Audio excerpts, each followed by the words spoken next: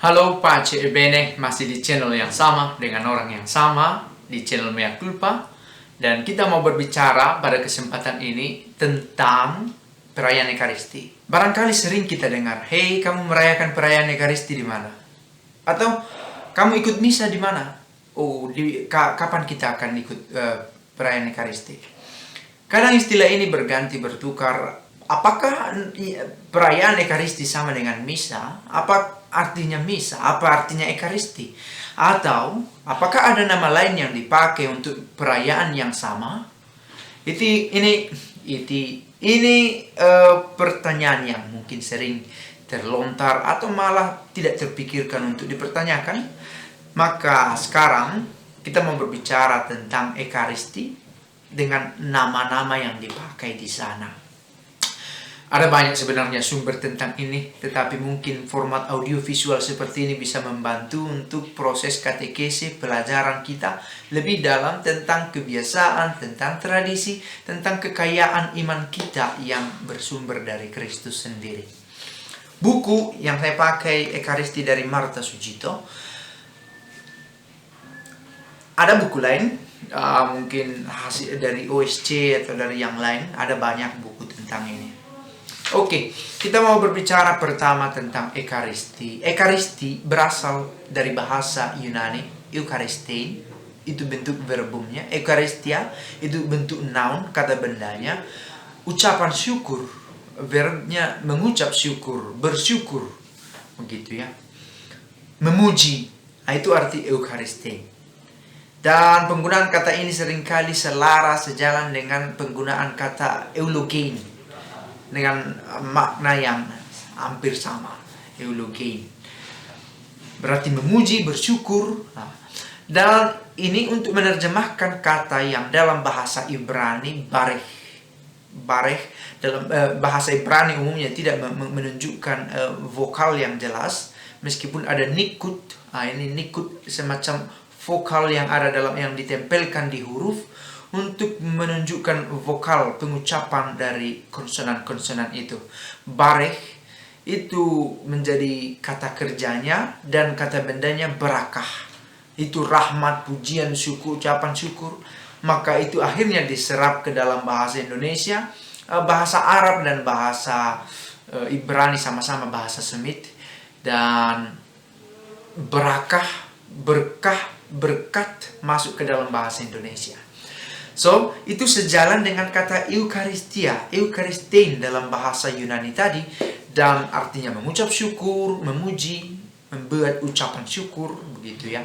Dan itu yang kita gunakan sebagai nama untuk perayaan menyambut ritual, ritus menyambut tubuh dan darah Kristus.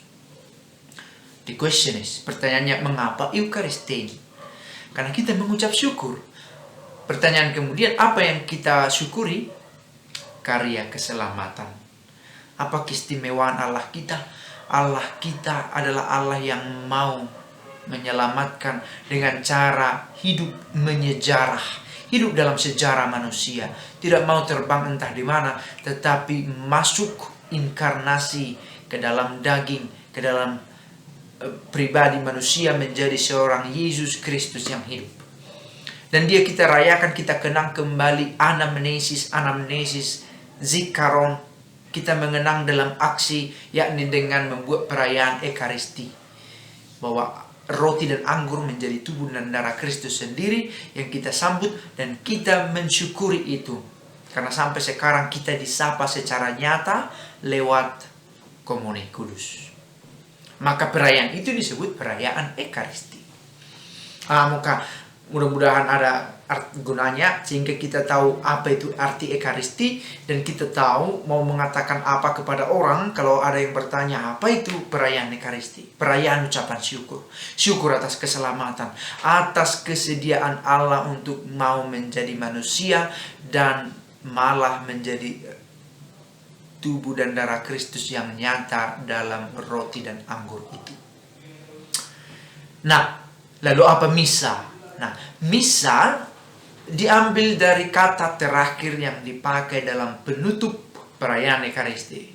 Ite missa est. Ite missa est. pergilah, diutuslah. Pergilah kalian diutus. Nah, kurang lebih ide itu pergilah itu imperatif. Missa est, diutuslah. Kata ini, ini berasal dari sudah ada dalam kultur Romawi dulu, dan biasanya kata-kata missa est dipakai dalam penutupan acara pertemuan. Ketika pertemuan itu selesai, rapat itu selesai, maka missa est, diutuslah kita, misalnya begitu ya. Dan itu sampai ke perayaan Ekaristi. Ide missa est, diutuslah. Maka akhirnya perayaan itu secara keseluruhan dinamai misa. Diutus. Lalu pertanyaan kemudian, mengapa? Apa yang diutus? Kita setelah mengikuti perayaan Ekaristi tidak tinggal diam dalam rasa syukur beriman kita. Rasa syukur karena beriman. Tetapi kita diminta untuk menjadi pelaku-pelaku kasih yang Allah sendiri sudah tunjukkan dalam perayaan Ekaristi. Kita ikut perayaan Ekaristi, kita menyambut tubuh dan darah Kristus, kita bersyukur atas karya keselamatan, misa selesai, ite misa est. Lalu kita diutus melakukan kasih yang serupa, sesuai dengan kadar kemampuan kemanusiaan kita. Maka hari Minggu menjadi bekal bagi kita untuk berutusan dari Senin sampai Sabtu, sampai nanti Minggu kembali. Atau kalau setiap hari kita menyambut, pagi kita mendapatkan kekuatan untuk lewat tubuh dan darah Kristus yang kita sambut. Lalu sepanjang hari, ite missa est, kalian diutus. Kita diutus untuk melakukan cinta yang sama. Akhirnya kata Ekaristi dan misa menjadi kata yang sama-sama digunakan untuk menyebut perayaan yang sama. Dengan penekanan yang berbeda, Ekaristi menekankan ucapan syukur, misa menekankan tugas perutusan. Maka kalaupun dua-duanya diubah, kalau diganti, dipakai, ya tidak jadi soal, meskipun umumnya lebih ditekankan perayaan Ekaristi. Umumnya.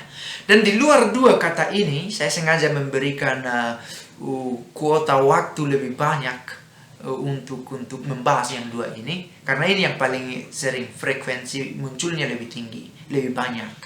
Tetapi ada kata lain yang sering dipakai, misalnya pemecahan roti.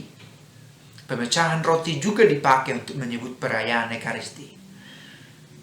Sebagai bentuk dengan penekanan yang berbeda, kesediaan terpecahnya roti itu sebagai tanda kesatuan kita pada roti yang sama yang kita sambut dalam perayaan itu. Rotinya sama, dalam konsekrasi yang sama, dan itu kita sambut.